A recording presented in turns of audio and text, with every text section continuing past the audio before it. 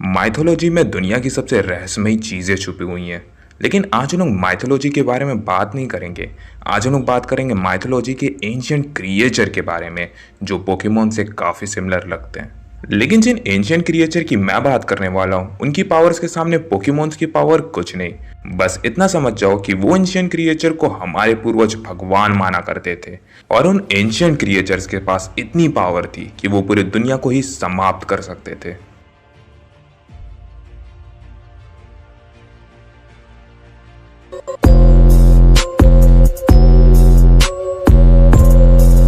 तो ये कहानी 3100 बीसी से 2890 बीसी के बीच की है, जहां पर मिस्र में एक भगवान का जन्म हुआ जिनका नाम था गॉड एन्यूबस।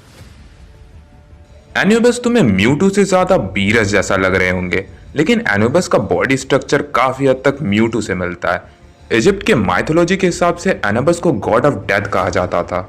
इजिप्टियन मैथोलॉजी में कहा जाता है कि एनुबस मरे हुए इंसान की रूह को अंडरवर्ल्ड में ले जाया करते थे, इसलिए उन्हें गॉड ऑफ डेथ कहा जाता था।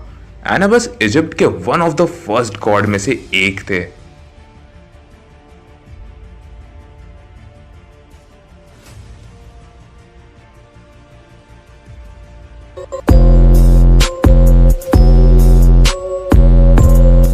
इजिप्शियन मैथोलॉजीज के हिसाब से एफोफस सूर्य के देवता थे।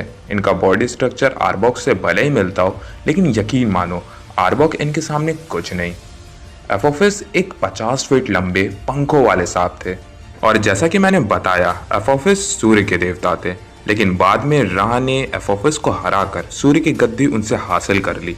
और जब ऐसा हुआ तब एफोफस ने कसम खा ली कि वो कभी सूर्य को निकलने नहीं देंगे, क्योंकि रा के वजह से उनकी सूर्य की गद्दी उनसे छीन ली गई थी। इसलिए बाद में उन्हें ईविल ऑफ गॉड के नाम से जाना जाने लगा।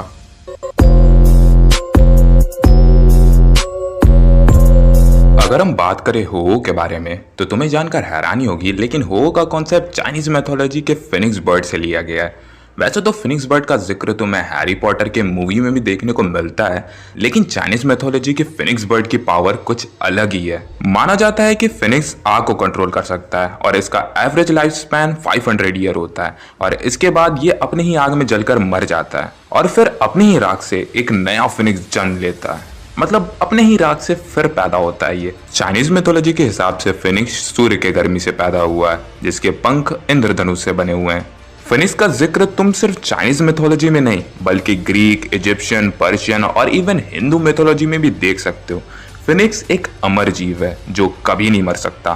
फिनिक्स की राख दुनिया का कोई भी घाव, कोई भी बीमारी को ठीक कर सकती है, और माना जाता है फिनिक्स का मांस खाने वाला फिनिक्स की ताकतों को ओन कर लेता है। लेकिन इस काम में जाहिर सी बात अभी तक कोई सक्सेसफुल नहीं हो पाया है।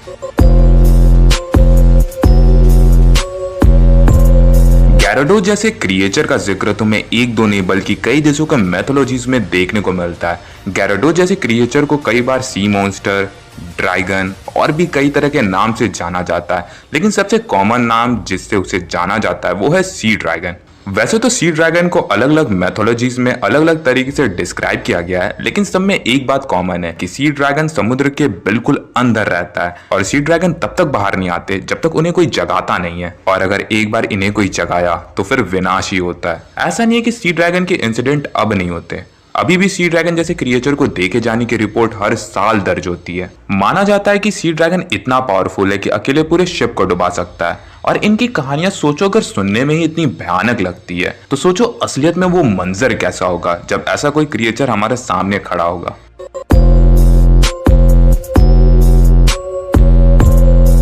चारिज़ार्ड पिकाचू के बाद मेरा सबसे फेवरेट पोकेमॉन है। मैं हमेशा सोचा करता था कि चारिज़ार्ड जैसा क्रिएचर क्या सच में इस वर्ल्ड में एग्जिस्ट करता होगा। देखो, सी ड्रैगन को छोड़कर जिसे भी मैंने इस वीडियो में एड्रेस किया है, उनका कोई भी पुख्ता सबूत नहीं मिला है। बस उनका जिक्र है किसी मैन्यूस्क्रिप्ट पर या फिर किसी वॉल पेंटिंग पर। और एनुबस, एफोफस जैसे क्रिएचर की कहानी सुनकर ऐसा जरूर लगता है कि ऐसे क्रिएचर रियल में एग्जिस्ट नहीं करते होंगे। खैर, हम इसके बारे में किसी और वीडियो में बात करेंगे, लेकिन चारिज़ार्ड का कॉन्सेप्ट पूरी तरह से एंशिएंट ड्रैगन से उठाकर पेस्ट किया गया है पोकेमॉन में। अब जिन्हें एंशिएंट ड्रैगन्स के बारे में नहीं पता, मैं बताता हूँ। माना जाता है पुराने टाइम में ऐसे भी ड्रैगन एग्जिस्ट करते थे जो उड़ सकते थे और साथ में ही अपने मुंह से आग निकाल सकते थे। और यकीन मानो, ये सब कोई मिथ नहीं है, काफ़ी लोग बोलते हैं साइंस के हिसाब से ऐसे क्रिएचर एग्जिस्ट नहीं करते। देखो, साइंस कभी भी ऐसा नहीं बोलता कि ऐसे क्रिएचर एग्जिस्ट नहीं करते होंगे, क्योंकि तुम्हें नहीं पता कि हर साल कितने न्यू क्रिएचर डिस्कवर होते हैं इस दुनिया में, और हम अपने समुद्र का सिर्फ 2% ही जानते हैं। सोचो 98% में कैसे कैसे क्रिएचर एग्जिस्ट करते होंगे, जस्ट इमेजिन। बाकी तो यार मिलते अगली वीडियो में। अगर तुम्हें इसका पार्ट सेकेंड चाहिए तो इस वीडियो पे 100 लाइक हो जानी चाहिए, उसके बाद पार्ट सेकेंड आ जाएगा। बाकी तो मिलते अगली वीडियो में, तब तक के लिए सायूनारा।